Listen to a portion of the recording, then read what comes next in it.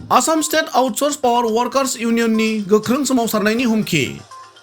20 साननि गेजेराव वर्कर्स इउनियननि दाबिफोरखौ मावफुङाब्ला दुलाराय आसाम नाङैनो सोमावसारगोननि बाथ्राखौ फोसावदों। जनाय खोन्दो सिंनि मोब्लिब बिफानाव खामानि मावबाय थानाय अरायथा नङै मावसुमाफोरखौ मोब्लिब बिफाना थगायबोबाय थानायखौ Assam state outsource power workers इउनियननि फारसेनिफ्राय दुखु मोननाय फोरमायदों।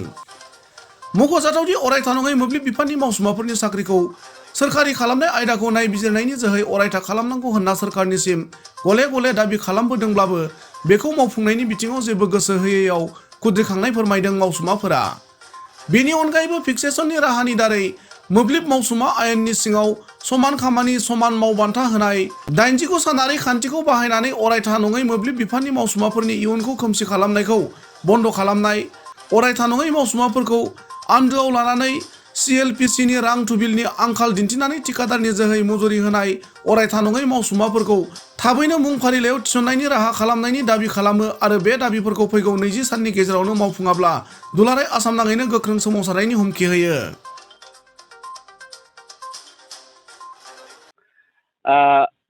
আমি Assam state outsource power workers ইউনিয়নৰ কেন্দ্ৰীয় কমিটিৰ নিৰ্দেশ মৰ্মে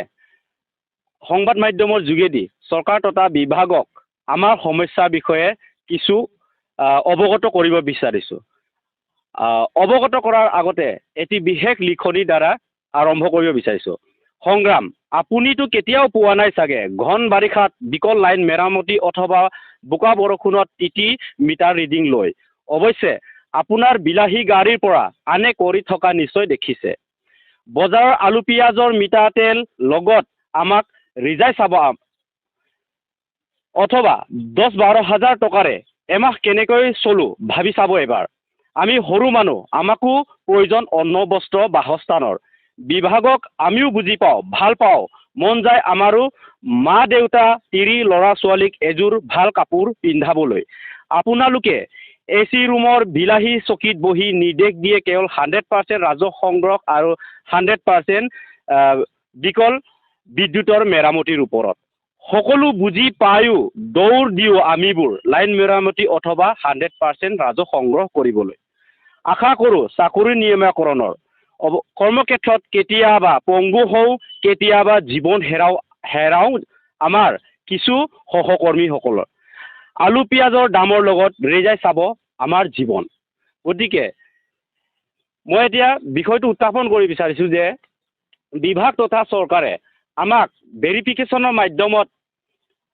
আমাৰ অস্থায়ী কৰ্মচাৰীসকলৰ বিদ্যুৎ কৰ্মচাৰীসকলৰ চাকৰিসমূহ নিয়মীকৰণৰ বাবে আমি বহু বছৰ আগৰ পৰাই আমি দাবী কৰি আহিছোঁ আৰু সেই দাবীক গ্ৰহণযোগ্য হিচাপে বিবেচনা কৰি বিভাগে শক্তিমন্ত্ৰীৰ নিৰ্দেশ মৰ্মে এটি ভেৰিফিকেশ্যনৰ মাধ্যমত নিযুক্তি ব্যৱস্থা কৰিলে। কিন্তু সেই ব্যৱস্থাক আমি ৱেলকাম কৰিছিলোঁ। কিন্তু অতি দুৰ্ভাগ্যজনক কথা, আমাৰ বহুদিনৰ পৰা যিসকল কাম কৰি আছে তাৰে কেইজনক মানে মেক্সিমাম 60% মানুহকহে এই ভেৰিফিকেশ্যনৰ মাধ্যমত তালিকাত অন্তৰ্ভুক্ত কৰি বাকী 40% মানুহক দ্বিতীয় তালিকা প্ৰকাশ কৰিম বুলি আজি কালি কৰি এতিয়া মোটামুটি 3 মাহ পাৰ হৈ গ'ল। কিন্তু বিভাগে কি কাৰণত এই থাকি যোৱাসকলক দ্বিতীয় তালিকা আজিৰ দিনলৈকে প্ৰকাশ কৰা নাই। আৰু এটা কথা, আমাক যিহেতু 89 ডেইজত আমাক পেলাই দিলে, কিন্তু এই 89 ডেইজৰ দিনত আমি বুজি পাওঁ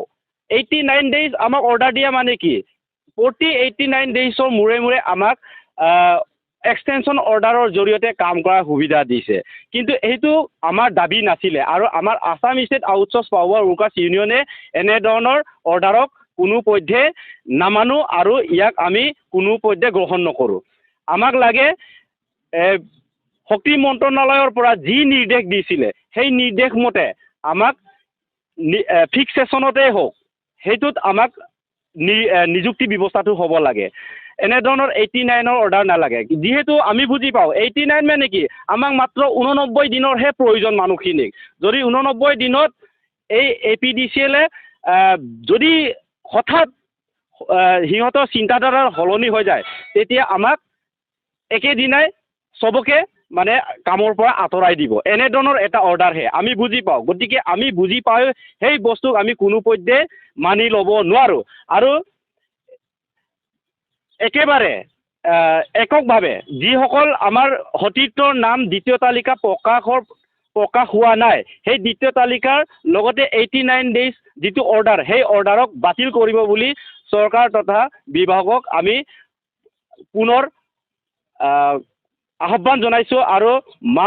মুখ্যমন্ত্ৰী মহোদয়ে আমাৰ দাবীটোৰ ওপৰত যিটো নিযুক্তি ব্যৱস্থা হ'ল সেইটো বিষয়ত বিভাগৰ লগত আলোচনাৰ মাধ্যমত সমস্যাটো সমাধান কৰিব বুলি নহ'লে আমি আজিৰ দিনত অসমত যিহেতু আমাৰ মুখ্যমন্ত্ৰী মহোদয়ে সদায় কৈ আছে অসমৰ দুখীয়া ল'ৰাও চাকৰি পাব লাগে বুলি আমি সকলো দুখীয়া ল'ৰা গতিকে আমাক আপোনালোকে ইমান দিন কাম কৰি থকা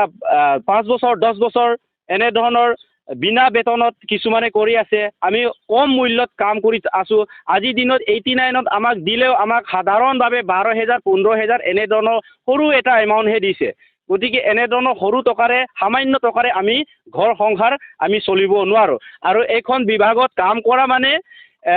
ইয়াত বহুত ব্যয়বহুল কামত যাবলৈ কাৰণ যদি 5 কিলোমিটাৰ 10 কিলোমিটাৰ ডিষ্টেঞ্চত যেতিয়া নেকি এজন কৰ্মচাৰীয়ে কাম কৰিব যায় তেতিয়া খোজকাঢ়ি যাব নোৱাৰে চাইকেল চলাই যাব নোৱাৰে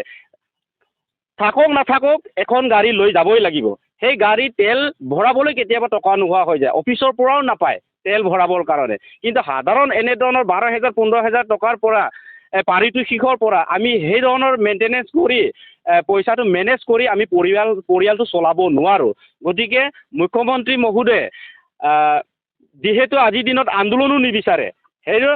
মুখ্যমন্ত্ৰী মহোদয়ৰ সেই আন্দোলন নিবিচৰাক আমি সঁহাৰি জনাই আজিৰ দিনলৈকে আন্দোলনৰ কাৰ্যসূচী হাতত লোৱা নাই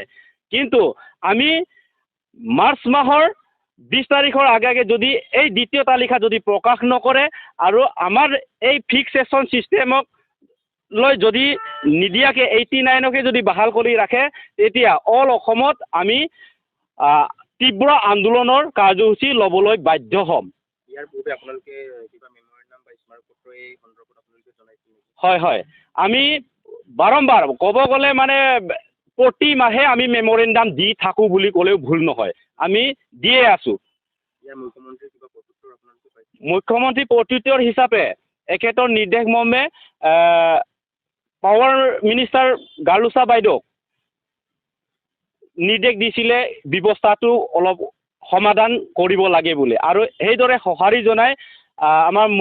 পাৱাৰ মিনিষ্টাৰ বাইদেৱেও বিজুলী ভৱনলৈ এখন নিৰ্দেশ দিছিলে আৰু সেই নিৰ্দেশ মৰ্মে ভেৰিফিকেশ্যনৰ মাধ্যমত হৈছে কিন্তু হঠাৎ ৰূপটো সলনি হৈ গ'ল হঠাৎ মানে 89 ডেইজ লৈ আমাক ৰূপান্তৰিত কৰি দিলে